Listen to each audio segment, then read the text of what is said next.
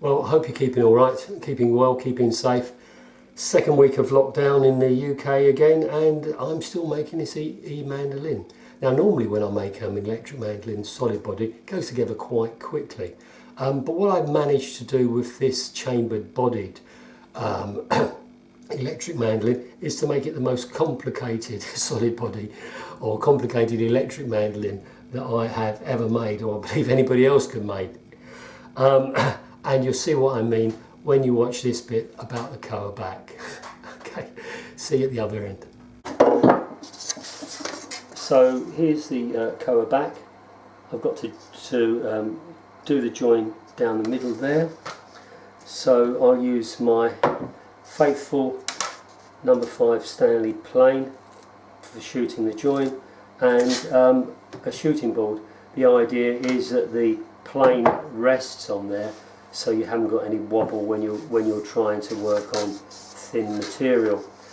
I should shoot that joint. Before I do it, I'll just look at it, and what I can see by looking at that is that they're both a tad high in the middle.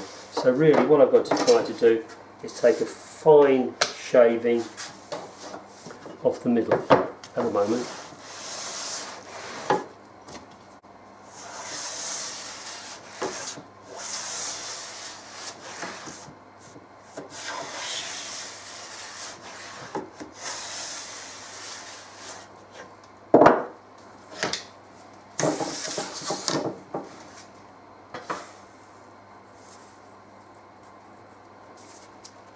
So I'm happy with that joint. How do I know it's a good joint?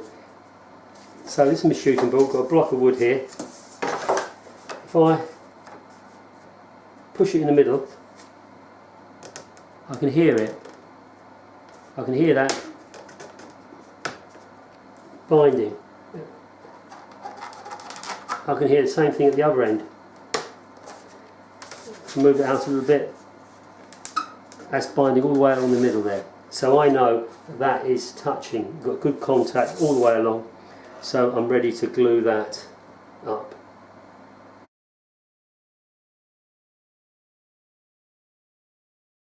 So here's a koa wood back, and it's absolutely stunning, isn't it? So that's going to be glued on eventually to the central core. This area is where the controls are going to go, the volume and tone, and 3 different toggle switches.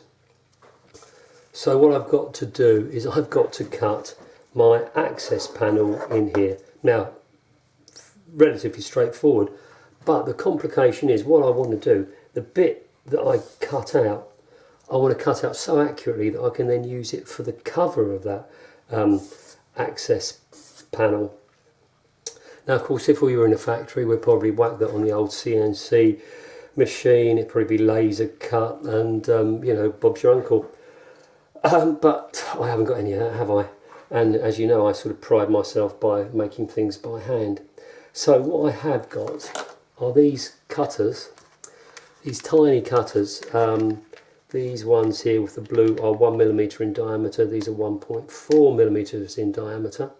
So what I'm going to try to do is put one of these, the 1mm one, into my plunging router, and with a template and template follower, cut out as carefully as I possibly can the recess panel. So wish me luck with that, and yeah, let's give that a go.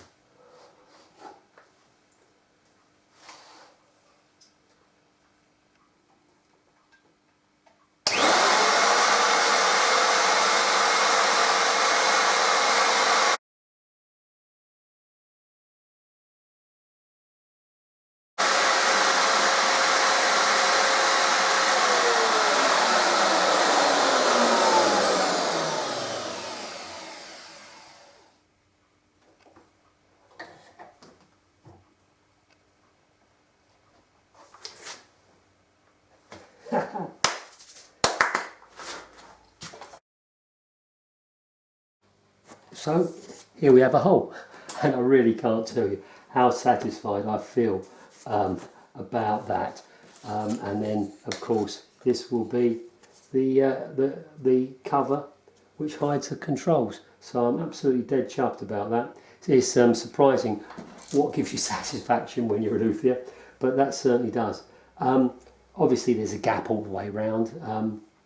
The cutter's 1 millimetre in diameter, can't do an awful lot about that, but my plan had been that I would bind the inside of the hole like I would one of my F holes or sound holes on the archtop instruments with a line of veneer, and I'm very, very tempted to use some green veneer, which would really make quite a nice feature of that.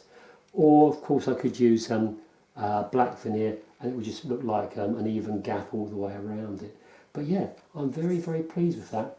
I dare say many of you out there think I'm a bit bonkers, but there you go. I like that.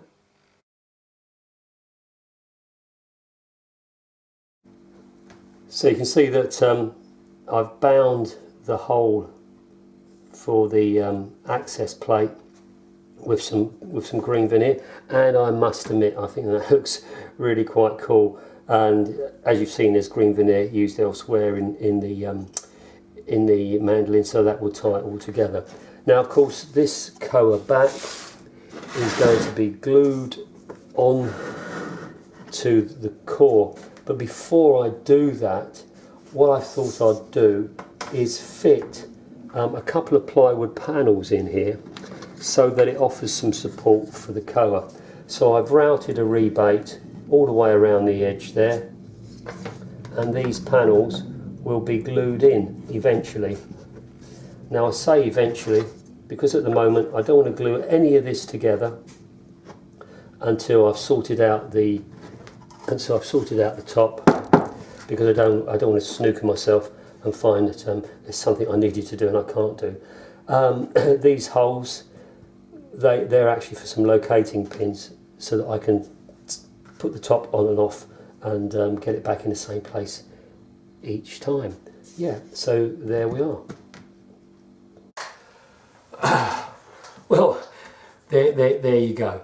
A very complicated koa back, but I reckon it's going to be worth all of the effort. So stay tuned and we'll all find out, won't we? Anyway, until the next video, you take care. Okay, cheers, bye-bye.